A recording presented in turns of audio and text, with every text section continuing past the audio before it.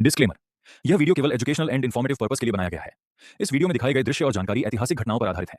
हमारा उद्देश्य किसी भी व्यक्ति, समुदाय, धर्म या भावनाओं को ठेस पहुंचाना नहीं है। वीडियो में उपयोग की गई कुछ सामग्री, क्लिप्स केवल चित्रण के उद्देश्य से हैं। 26 जून 1987 दिन के करीब 1 बज रहे थे। सियाचिन की बर्फीली पहाड़ियों पर -40 डिग्री की बेरहम ठंड पड़ रही थी। 3 दिन से भूखे प्यासे भारतीय सैनिक 22,000 फीट की ऊंचाई पर एक ऐसी लड़ाई लड़ने जा रहे थे जो नामुमकिन थी। उनके सामने थी 1,500 फीट ऊंची 90 डिग्री की खड़ी बर्फ की दीवार, एक गलती और सीधी मौत। उनके हथियार ठंड से जम चुके थे, खाना खत्म हो चुका था, प्यास बुझाने के लिए वे बस बर्फ चाट रहे थे। लेकिन उनके दिमाग में केवल एक ही बात थी, अपने शहीद साथियों का बदला लेना और उस चोटी पर तिरंगा फहराना जिस पर पाकिस्तान ने अपने फाउंडर मोहम्मद अली जिन्ना के नाम पर कायद पोस्ट बनाई थी। लेकिन सवाल ये था, जब 1984 में ऑपरेशन मेघदूत से भारत सियाचिन जीत चुका था, तो फिर 1987 में ऑपरेशन राजीव की जरूरत क्यों पड़ी? क्या हुआ था उस चोटी पर जहां 10 भारतीय जवान शहीद हो गए? और कैसे नायब सूबेदार बाना सिंह ने हाथों से लड़कर पाकिस्तान के उस किले को तबाह कर दिया? यह है ऑपरेशन राजीव की पूरी कहानी। इस कहानी की शुरुआत होती है अप्रैल 1984 से, जब भारत ने ऑपरेशन मेघदूत लॉन्च करके पूरे सियाचिन ग्लेशियर पर कब्जा कर लिया।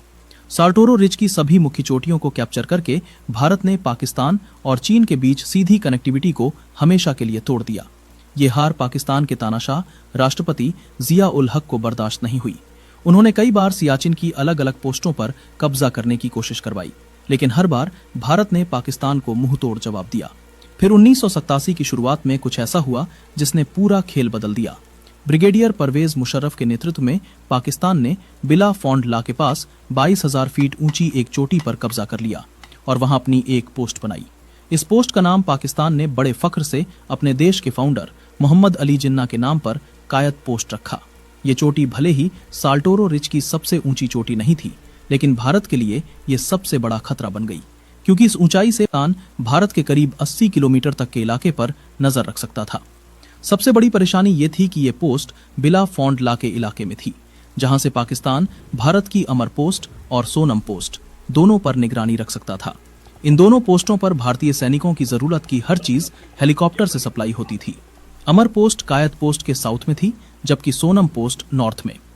कायद पोस्ट पर कब्जा करने के बाद पाकिस्तान कुछ समय तक शांत रहा, लेकिन 18 अप्रैल 1987 को पाकिस्तान ने अपना असली रंग दिखाया। कायद पोस्ट से पाकिस्तानी ट्रूप्स ने अचानक भारत की सोनम पोस्ट पर हमला कर दिया। इस हमले में 2 भारतीय जवान शहीद हो गए। लेकिन बात यही नहीं रुकी। पाकिस्तान अब सोनम पोस्ट पर सैनिकों को जरूरत का सामान भी सप्लाई नहीं करने दे रहा था। हर हेलीकॉप्टर पर गोलीबारी हो रही थी। भारतीय सैनिकों तक बेसिक जरूरतों की चीजें पहुंचाना भी मुश्किल हो गया था। ये सब देखकर इंडियन आर्मी ने ठान लिया कि अब पाकिस्तान को किसी भी हालत में कायद पोस्ट से हटाना ही होगा। लेकिन ये आसान नहीं था।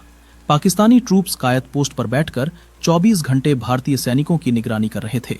पोस्ट करीब 22,000 फीट की ऊंचाई पर थी। इसकी तीनों तरफ करीब 400 मीटर ऊंची बर्फ की दीवारें थीं, यानी इस पोस्ट तक पहुंचने के लिए 80 से 90 डिग्री की खड़ी बर्फ की दीवार चढ़नी पड़ती थी।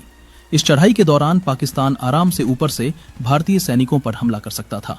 दिन में बर्फ के तूफान, रात को विजिबिलिटी 0 और तापमान -40 डिग्री। ये मिशन लगभग सुसाइड मिशन था। लेकिन इंडियन आर्मी हाथ पर हाथ रखकर नहीं बैठ सकती थी। 29 मई 1987 कायद पोस्ट को कैप्चर करने के लिए भारत ने एक प्लान बनाया।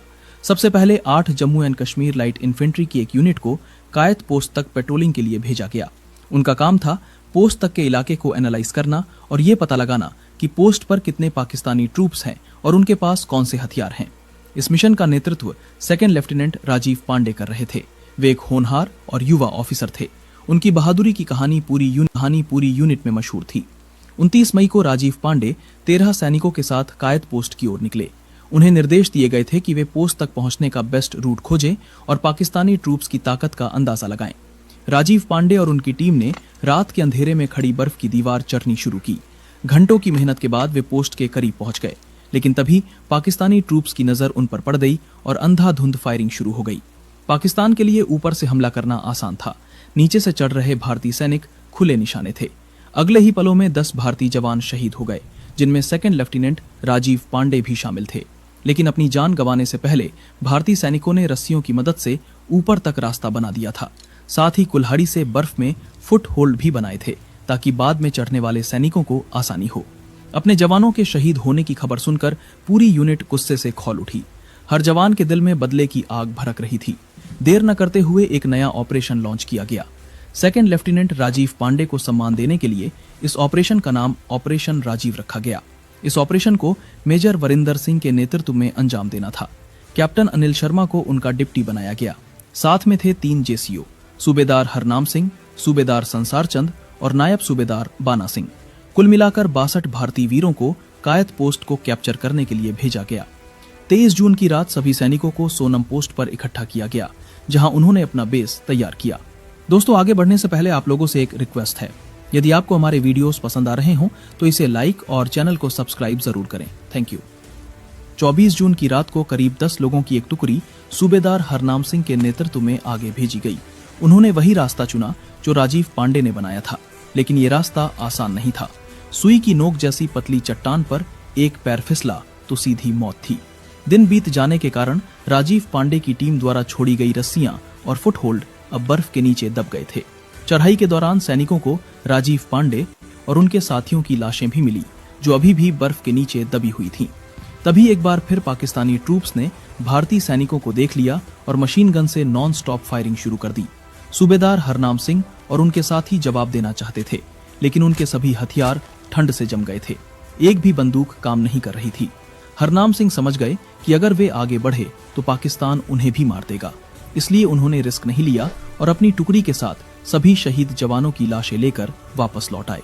बाद में पता चला कि पाकिस्तानी सैनिक अपनी बंदूकों के नीचे जलता हुआ केरोसिन स्टोव रखते थे, जिससे उनकी बंदूकें लगातार काम करती रहती थीं। सूबेदार हरनाम सिंह के वापस लौटने के बाद मेजर वरिंदर ने इंतजार नहीं किया। अगले ही दिन 25 जून को सूबेदार संसार चंद एक टुकड़ी लेकर कायद पोस्ट की ओर निकले। उन्हें प्रॉपर कवर फायर दिया गया। सोनम पोस्ट से लगातार कायद पोस्ट पर फायरिंग की गई ताकि संसार चंद और उनके साथी सेफली ऊपर पहुंच जाएं। हैवी कवर फायर के साथ संसार चंद और उनकी टीम कायद पोस्ट के टॉप तक पहुंच गए, लेकिन जैसे ही वे अपने रेडियो से बेस कैंप से कनेक्ट करने गए, उन्होंने देखा कि रेडियो काम नहीं कर रहा था। बैटरी फ्रीज हो गई थी। संसार चंद मेजर वरिंदर से कनेक्ट नहीं कर पाए, जो केवल 100 मीटर की दूरी पर थे। कनेक्शन न होने के कारण एक बार फिर मिशन अबॉर्ट करना पड़ा और ये हमला भी फेल हो गया। 26 जून 1987 मिशन शुरू हुए 3 दिन बीत चुके थे। भारतीय सैनिक पूरी तरह थक चुके थे। इतनी ऊंचाई पर उनके पास न तो रहने के लिए शेल्टर था और न ही खाना। भूख प्यास से परेशान सैनिक बर्फ चाट कर अपनी प्यास बुझा रहे थे, लेकिन उनके मन में कायद पोस्ट को कैप्चर करने की एक जिद बैठ गई थी। इस ऊंचाई पर ज्यादा समय रहना खतरनाक था। हेलुसिनेशन और मेंटल ब्रेकडाउन आम बात थी। इसलिए मेजर वरिंदर बार बार सभी साथियों से उनका और उनके दोस्तों का नाम पूछते थे, ताकि पता चल सके कि सब ठीक है या नहीं। लेकिन जैसे जैसे समय बीत रहा था, खतरा बढ़ता जा रहा था। इसलिए इस बार मेजर वरिंदर ने फैसला किया कि अब रात का इंतजार नहीं किया जाएगा। दिन में ही थर्ड और फाइनल ऑपरेशन लॉन्च किया जाएगा। लास्ट और फाइनल अटैक के लिए 2 टीमें बनाई गईं। 8 लोगों की एक टीम को मेजर वरिंदर लीड कर रहे थे। 5 लोगों की दूसरी टीम को नायब सूबेदार बाना सिंह लीड कर रहे थे। दोनों टीमें 26 जून की सुबह अपनी चढ़ाई शुरू करती हैं। मौसम काफी खराब था। पाकिस्तानी ट्रूप्स को लगता ही नहीं था कि 2 बार हारने के बाद इतने खराब मौसम में भारतीय सैनिक फिर से कोशिश करेंगे। इसलिए इस बार वे सतर्क नहीं थे। भारतीय सैनिक बिना कोई फायरिंग किए चुपचाप आगे बढ़ते रहे। दोनों टीमें कायद पोस्ट की 2 अलग-अलग साइड से चल रही थी। बाना सिंह की टीम ने एक अनएक्सपेक्टेड डायरेक्शन चुनी, ऐसी दिशा जिससे पाकिस्तान ने कभी सोचा भी नहीं था कि कोई आएगा, क्योंकि वहां से चढ़ना मौत को गले लगाने जैसा था। पाकिस्तानी सैनिक बाना सिंह के हमले से बिल्कुल अनजान अपने बंकर में बैठे थे। बाना सिंह अपने साथी राइफलमैन चुन्नी लाल, लक्ष्मण दास, ओमराज और कश्मीर चंद के साथ कायद पोस्ट पर पहुंच गए। मौसम खराब होने के कारण उन्हें कोई कवर फायर नहीं मिल पाया। विजिबिलिटी बेहद कम थी। जब बाना सिंह पोस्ट पर पहुंचे तो उन्होंने देखा कि वहां पाकिस्तान का केवल एक बंकर था, जिसमें कुछ पाकिस्तानी ट्रूप्स बैठे थे। ये देखकर बाना सिंह ने पहले एक ग्रेनेड बंकर में फेंक दिया। धमाके में कई पाकिस्तानी सैनिक मारे गए, लेकिन बचे हुए सैनिक फौरन हमला करने के लिए आगे बढ़े। बाना सिंह और उनके साथियों ने हथियार उठाए, लेकिन तभी पता चला कि उनके सभी हथियार ठंड से जम चुके थे। अब बाना सिंह के पास हैंड टू हैंड कॉम्बैट के अलावा कोई चारा नहीं था। 3 दिनों की भूख, प्यास और थकान को भूलकर बाना सिंह और उनके साथी हाथों से ही लड़ने लगे। -40 डिग्री में 22,000 फीट की ऊंचाई पर बिना हथियारों के। बाना सिंह और उनकी टीम ने ऐसी लड़ाई लड़ी कि 6 पाकिस्तानी सैनिक मारे गए। बाकी बचे हुए पाकिस्तानी सैनिकों ने अपनी जान बचाने के लिए क्लिफ से छलांग लगा दी और आखिरकार कई दिनों की मेहनत और कई जवानों की शहादत के बाद भारतीय सैनिकों ने कायद पोस्ट को अपने देश के नाम कर लिया। इस पूरे मिशन के दौरान मेजर वरिंदर को भी भारी चोटें आईं। आर्टिलरी शेल के कारण छाती और पीठ पर गहरे घाव हो गए, लेकिन गंभीर चोटें आने के बाद भी उनकी जान बच गई, क्योंकि भारी ठंड के कारण उनका खून जम गया और घाव से ज्यादा ब्लड लॉस नहीं हुआ। 1500 फीट से भी ऊंची बर्फ की दीवार को चढ़कर 22,000 फीट ऊंची चोटी को सब जीरो कंडीशन में हैंड टू हैंड कॉम्बैट करके जीतना, ये सिर्फ एक मिलिट्री ऑपरेशन नहीं था, ये भारतीय सैनिकों की साहस, जज्बे और देशभक्ति की मिसाल थी। कायद पोस्ट पर कंट्रोल करने के बाद भारतीय सैनिकों ने पाकिस्तानी मशीन गन को पाकिस्तानी पोजीशन पर ही तान दिया। पाकिस्तान ने कई बार इस पोस्ट को वापस लेने की कोशिश की, लेकिन हर बार उनकी कोशिश असफल रही। बाना सिंह के साहस और वीरता को देखते हुए कायद पोस्ट का नाम बदलकर बाना पोस्ट कर दिया गया और उन्हें परमवीर चक्र से सम्मानित किया गया। सूबेदार हरनाम सिंह और सूबेदार संसार चंद को महावीर चक्र दिया गया। मेजर वरिंदर सिंह और सेकंड लेफ्टिनेंट राजीव पांडे को वीर चक्र से सम्मानित किया गया। राइफलमैन चुन्नीलाल और ओमराज को सेना मेडल दिया गया। आज भी बाना टॉप पर तिरंगा लहरा रहा है। आज भी वहां भारतीय सैनिक अपनी ड्यूटी कर रहे हैं और आज भी वो पोस्ट भारत के अदम्य साहस की याद दिलाती है। तो दोस्तों, आज के लिए बस इतना ही। अगर आपको एआई की ये जानकारी पसंद आई तो वीडियो को लाइक करें और एआई पाठशाला को सब्सक्राइब करना ना भूलें।